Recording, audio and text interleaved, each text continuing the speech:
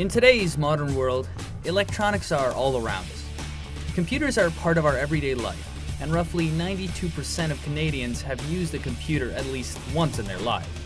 And overall, 36% or 4.2 million Canadian households own a computer. But out of that 36%, an average household would only really have one, maybe two computers. But in this small, quaint little house in Brantford, Ontario, right in the middle of suburbia lives Syd Bolton. And though you may not tell by the looks of him, this normal, upright citizen holds one of the biggest collections of computers in the world. This is the Personal Computer Museum, operated and founded by Syd. The museum is located in a seemingly plain and unexpected place, Syd's own backyard.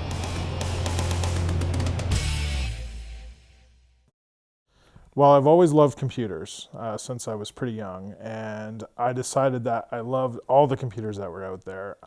Back when I first had computers, you could only have one, you could only afford one.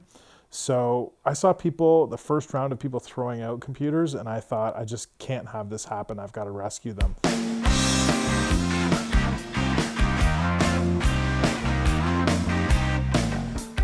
The one thing I think that's really surprised me along the way in doing all this is actually the impact that it has on people. A lot of people think of machines as just pieces of equipment, but when you actually can see the effect that it has on their lives and the emotion that people get when they come here and they try out a machine, they try out a video game, or they trigger a memory that they had when they were younger, there's absolutely nothing like it.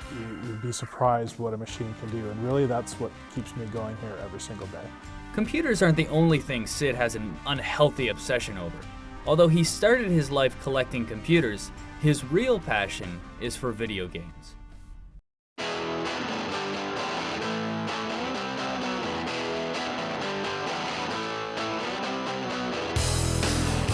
Well, video games are something that I think everybody, when they first plug one in and try it out, they fall in love with it, at least anybody that I know.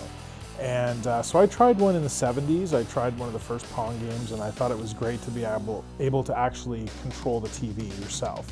As time went on, I eventually was able to get some of those older game consoles, and I found that it was a really great thing to collect, and I kind of got hooked. I just started buying them up and started collecting them, and then all of a sudden I had this really decent collection to start with, and then it got out of control and I couldn't stop myself. The CBC has declared that Syd has the largest collection of video games in Canada. But how large is large? Well, Syd currently has over 7,000 console and 3,000 PC games. But it's not just about having more computers or video games than you or I combined. Syd is also an active member in his community and contributes in a number of ways. One of the ways Syd gives back to the community is with the free computer giveaway program he runs through the museum.